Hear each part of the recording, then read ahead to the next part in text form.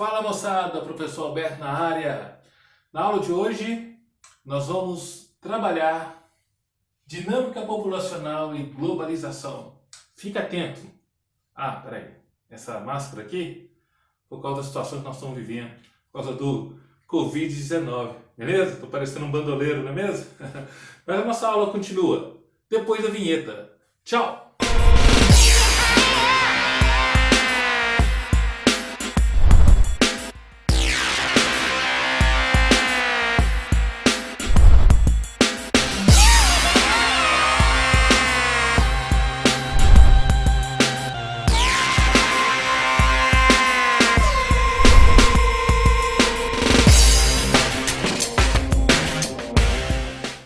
Moçada, vamos lá?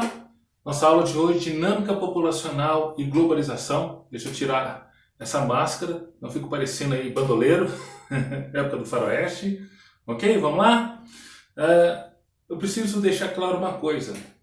Olhando essa estrutura, a Europa, ela saiu, né? As pessoas saíam da Europa no passado em busca de novas terras. Tem aí o período das grandes navegações, século XV, século XVI, em busca de novas terras para conquistar, mercadorias, as especiarias, as famosas especiarias, e isso foi ao longo de todo um período, né? Isso ainda acontece em busca de moradias, uma qualidade de vida. Muitos europeus têm deixado o seu país de origem em busca de uma aventura, talvez, de um lugar para mudar os ares, vindo, por exemplo, para o Brasil, para um clima mais tropical. Agora entenda uma coisa, a Europa, no passado, saía para explorar, saía em busca de uma qualidade de vida. O que está acontecendo hoje? Então, ela saía, por exemplo, da região do Brasil, da Argentina, da África do Sul, da Rússia, da Índia, né? Japão, China, Nova Zelândia, Canadá. Hoje está sendo ao contrário, né? Na verdade, houve uma modificação. Brasileiros vão para a Europa, vão para as Antilhas, vão para os Estados Unidos, principalmente. Os Estados Unidos é a nova Europa, se a gente pode dizer assim, né? É o novo local de atração de imigrantes. É claro que no tempo de hoje, na atual situação com essa pandemia, o vírus Covid-19, está acontecendo um certo controle nas migrações. Até mesmo a orientação das principais nações, dos chefes dos governos, é que se permaneçam em casa para evitar o contágio, né? E assim o contágio um número muito maior de pessoas. Eu entendo isso. Mas nas devidas proporções, os Estados Unidos é o polo de atração, até mesmo por aquilo que ela pode oferecer. Você tem os Estados Unidos, tem o Canadá, a Europa tem acontecido, tem atraído muita gente, a Alemanha, a Itália, a França. A população desses países ela está reduzida em termos de jovens. Há poucos jovens, muitos idosos. O topo da pirâmide etária está preenchida com idosos e a base ela é menor. Então não há... a população nativa não consegue, nas devidas proporções, ocupar os postos de trabalho. Então, muitos latinos, por exemplo, muitos asiáticos, pessoas do Oriente Médio, da Arábia, por exemplo, se destinam à Europa em busca de trabalho, qualidade de vida e ocupar os postos de trabalho que os nativos não ocupam por falta da população. Ok? Há uma campanha dessas nações para o retorno dos seus descendentes até a terceira geração e um incentivo muito grande para que essa população passe a ter filhos. Então, incentivo financeiro, entre outros. Ok? Eu quero mostrar para vocês aqui que essas nações agora elas passam a interagir com outras nações. Não é só se direcionando para a Europa, mas uma com as outras. Isso é bom, é salutar, até mesmo em virtude da economia de todas as nações, em virtude da economia global. A globalização ela favorece o desenvolvimento econômico, fluxo de capitais, fluxo de pessoas, fluxo de mercadorias. É algo tangível. Acontece nos dias de hoje e vai continuar acontecendo por muito tempo isso. Nós estamos na terceira revolução industrial, o fluxo de informações é muito grande e é instantâneo. A gente pode ver por essa plataforma em que você assiste esse vídeo agora. No entanto, a migração ou o deslocamento das populações tem gerado, por exemplo, fuga de cérebros. Esse é um outro assunto dentro da dinâmica populacional que é muito recorrente. Várias nações não conseguem, por questões políticas financeiras, investir nos seus cérebros. Muitas empresas não conseguem investir no terceiro setor, ou melhor, desculpa, corrigindo, não conseguem investir no setor quaternário, não conseguem investir em pesquisa e desenvolvimento de novas tecnologias. E tem muitas pessoas capacitadas que buscaram até especialização, pessoas dignas de estar dentro de um laboratório produzindo ciência, mas não conseguem, não têm o apoio do governo, por exemplo. E muitas dessas pessoas, muitos desses profissionais, acabam saindo desse país em busca de oportunidade, em busca de crescimento profissional e desenvolvimento de tecnologia e ciência em outros países, para aqueles que dão oportunidade, como os próprios Estados Unidos, a Alemanha, entre outros. E, dando sequência em questão de migração, a gente percebe uma migração chamada Sul-Sul.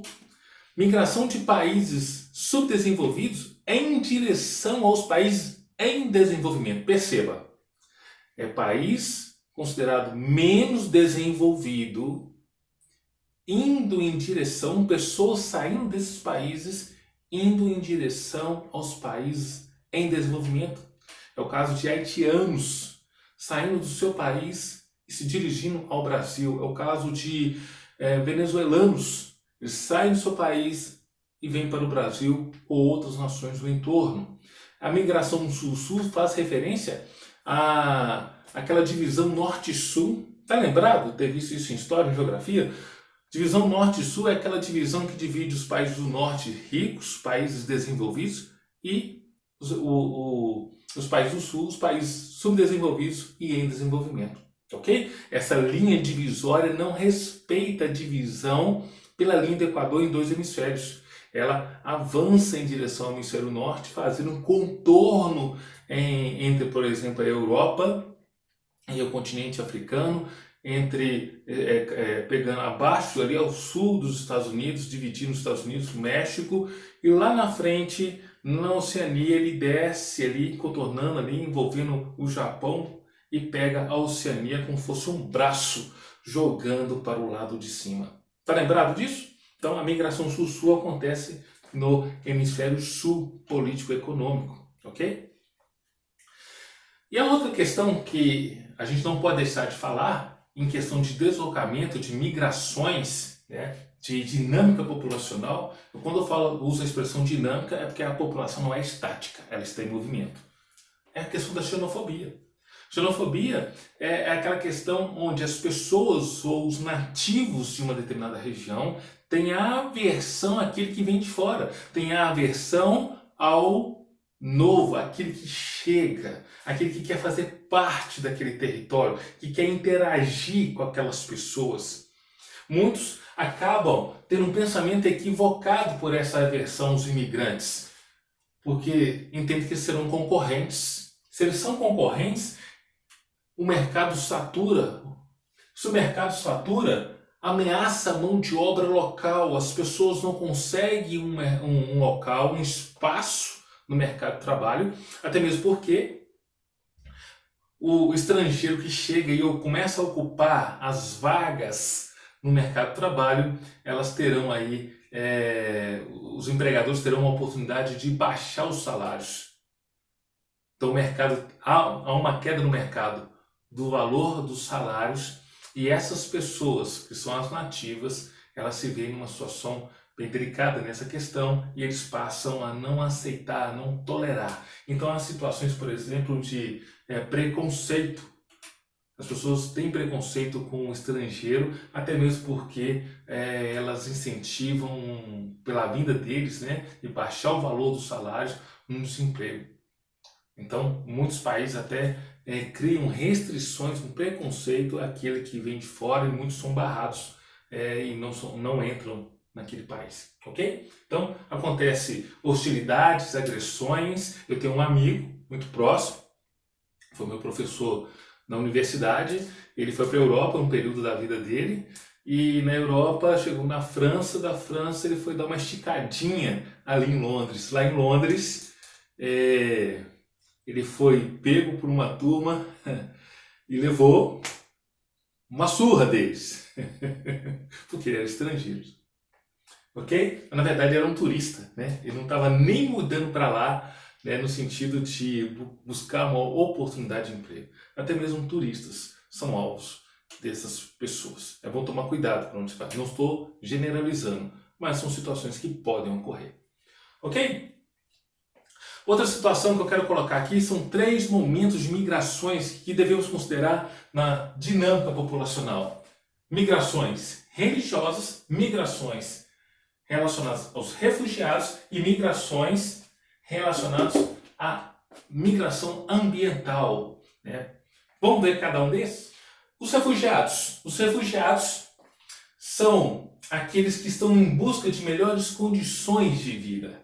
Busca, além de melhores condições de vida, de sobrevivência, porque os refugiados eles estão fugindo de guerra ou de uma perseguição política. Então, eles saem do seu país, muitos de forma clandestina, em fuga mesmo, porque a questão aqui é de sobrevivência por causa do regime daquela nação. E muitos, quando recebem a ajuda, o auxílio, eles ficam confinados em áreas especiais. É como se fosse uma transição e que é muito comum chamar de campos de refugiados. Chegam ali, são colocados ali, recebem uma certa atenção daquele governo, são montados ali escola, um posto provisório médico para poder atender aqueles que chegam, comida de voluntários para cuidar, para dar uma atenção e, na medida do possível, fazer a integração desses refugiados com a população daquele país que ele escolheu se refugiar, como a Alemanha, por exemplo, recebeu os sírios em 2011.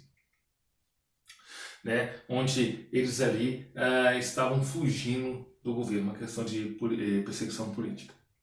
Ok? Nós temos aqui a questão das migrações ambientais.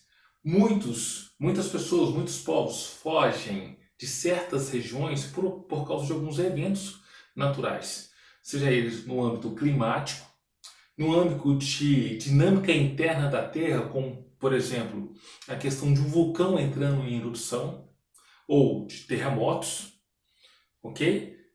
Ou de enchentes como um tsunami, por exemplo, é o que leva essas pessoas a se deslocarem em busca também de sobrevivência, também de melhores condições de vida, ou pelo menos até que a situação naquele local de origem se normalize para que eles retornem à sua vida normal. Temos aqui como exemplo o terremoto no Haiti, que aconteceu em 2010, e o Brasil ele apoiou essa nação enviando médicos, enviando uma força militar para dar um suporte e trabalhar ali no desenvolvimento, até mesmo na construção ou na reconstrução da infraestrutura daquele país. E o próprio Haiti recebeu os imigrantes haitianos naquele período, 2010, 11, 12. Foi um momento que houve um maior deslocamento de haitianos para o Brasil pós esse evento dos terremotos. E o que configura isso, tanto na questão de migrações de refugiados e de cunho ambiental, é o desafio da integração dessas pessoas. Como vamos integrar? Porque as culturas são diferentes. É algo que deve ser considerado. Ok? E as migrações religiosas são aquelas migrações que acontecem por motivo religioso. Daí o nome. Muitos peregrinam ou realizam missões em várias partes do mundo. Destacando aqui, por exemplo, a questão de Jerusalém. Muitos católicos evangélicos, a igreja cristã como um todo, se deslocam para Israel, por exemplo, para conhecer a cidade do seu Salvador, do Salvador dessa religião, que é o próprio Jesus. Então, por onde Jesus passou? Ou, por onde o povo hebreu passou na saída do Egito até a terra prometida, a terra de Canaã. Ok? Vão lá se banhar nas águas do Mar Morto, conhecer o Mar da Galileia. Algo que é uma peregrinação típica da igreja cristã, seja ela católica ou evangélica. Entenda bem, quando acontecem as migrações religiosas, você pode associar como migrações ou com deslocamentos turísticos, mas entenda, são deslocamentos temporários, porque o turismo é isso. O turismo nessas regiões, por exemplo, é uma visitação e dura aí 13, 15 dias, 20 dias, não muito mais do que isso, não foge muito disso. Talvez até um período menor do que esse que eu mencionei. Outro lugar que atrai muitas pessoas é na Arábia Saudita. Muitos islâmicos, muçulmanos, visitam a Meca pelo menos uma vez na vida e lá atrai muitas pessoas, muitos muçulmanos, e eles vão lá para adorar Alá, vão lá para fazer jus à memória do seu profeta principal, que é o Maomé. Ok? Tranquilo até aí? Dá um joinha para mim aí, ó, como está aparecendo aí na tela. Ó. Isso. Vamos lá, meus amigos. A outra questão que está relacionada à dinâmica populacional nesse mundo globalizado é a questão do tráfico humano, que é algo muito importante, e o contrabando. Nessa questão do tráfico humano, ela fere os direitos humanos, porque as pessoas são levadas de forma forçada ou até mesmo enganadas. Muitas mulheres, meninas, moças novas, jovens, 18, 17, 15 anos, 14 ou até menos, elas vão para outro país, são aliciadas por pessoas maldosas que querem e mentem sobre o objetivo e vão para a Europa, por exemplo, para participar de concurso de beleza, para se tornarem modelos. Mas quando chegam lá, às vezes nem chegam no destino da Europa, são colocadas em lugares confinados para servir de escravos sexuais, para fazer parte de rede de prostituição. Outras são separadas para serem como mulas. É um termo muito usado nesse meio, onde as pessoas ingerem as drogas, ou é feita uma pequena cirurgia, um procedimento cirúrgico, onde as drogas são escondidas dentro do corpo dessa pessoa, e essas pessoas são direcionadas aos países que eles têm interesse para levar aquela grande quantidade de drogas. E é um perigo nesse sentido. Se ela romper ou houver uma contaminação ali, essa pessoa pode morrer de overdose, carregando aquele material nas partes do seu corpo. Ok? E quando essas pessoas são pegas na alfândega, aí elas têm um grande problema para poder resolver. Não quero estar na pele dessas pessoas. Então, elas acabam fazendo parte de um crime organizado, mesmo que ela não esteja fazendo isso na própria vontade, de acordo com sua própria vontade. É claro que ela vai ter que lutar na justiça ali para provar, mas é um caminho árduo a ser percorrido. Então temos aí a questão dos direitos humanos que são feridos, há uma exploração da mão de obra, como eu falei agora, como escravos sexuais ou até mesmo fazendo parte de rede de prostituição. Então, tudo isso eles estão envolvidos no crime organizado. Então, o comércio ilegal também da adoção. Tem também mencionar isso. Muitas crianças são roubadas, furtadas aí na sociedade, onde elas são capturadas de acordo com um perfil que é solicitado para fazer parte da adoção em algum outro país. Então, essas meninas ou esses meninos são raptados e são levados com documentos falsificados para outras regiões do mundo onde são vendidas. As crianças são vendidas. Então, é o comércio ilegal da adoção.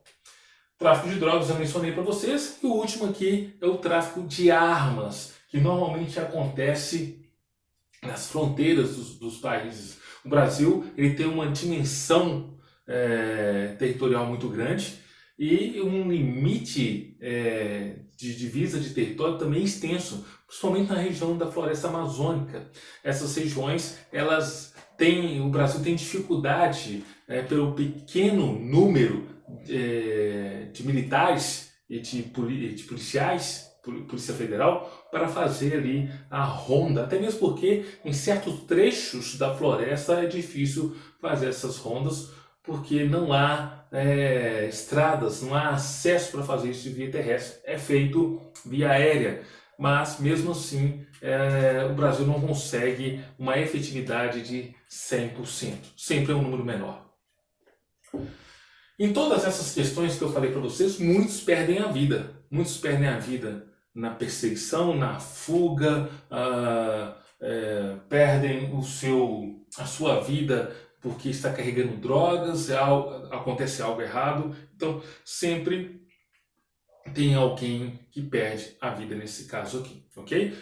Só para poder lembrar aqui, muitos quando vão atravessar, buscando uma qualidade de vida melhor, por exemplo, a fronteira do México com os Estados Unidos, muitos dali estão à mercê dos coiotes, e os coiotes fazem o que querem com as pessoas com quem eles estão levando. Muitos nem chegam a pisar em solo norte-americano, em solo estadunidense, porque de alguma maneira ficam para trás, ficam no deserto ali num trecho de travessia, porque discutiu com o coiote pediu mais recurso financeiro, se negaram e muitos são mortos.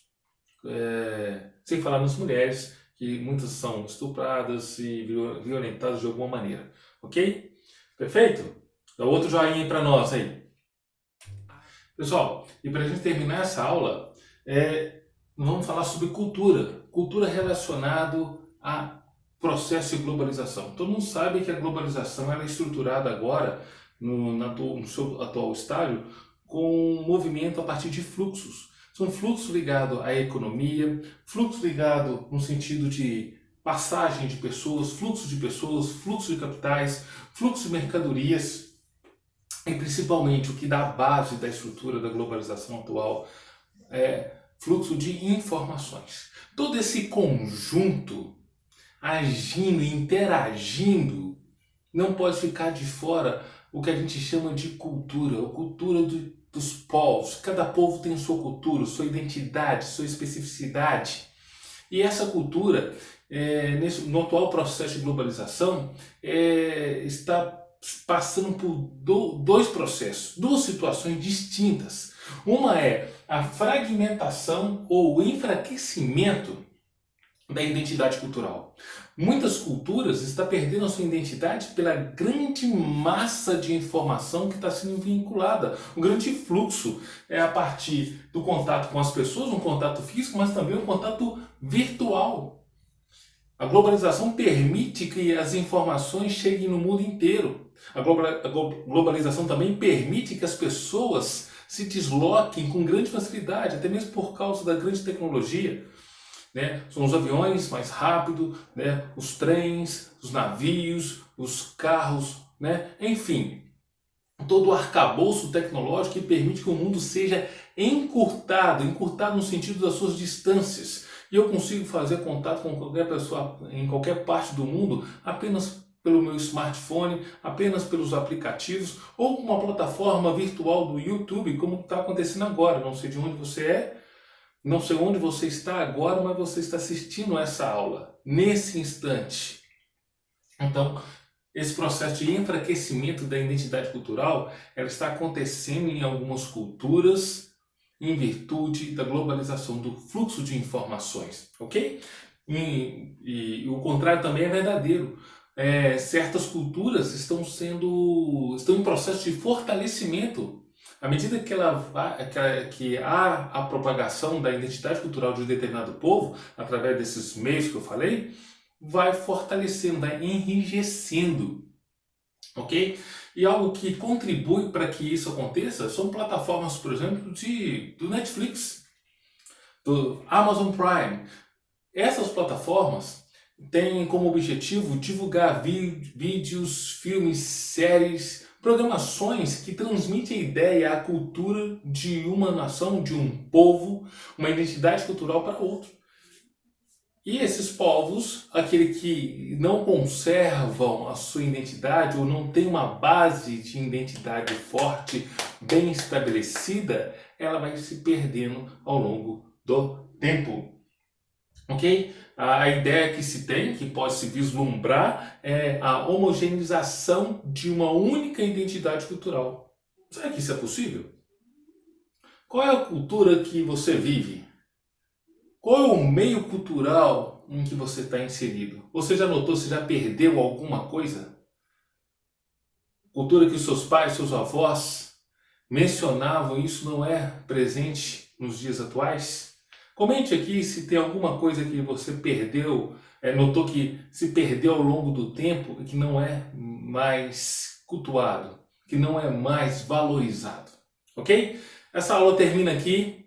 Há muito em que se falar. Aguardem as próximas aulas. Obrigado. Curta essa página, curta esta aula, divulgue para os seus amigos e se inscreva no canal. Falou, abraço, Deus abençoe, tchau!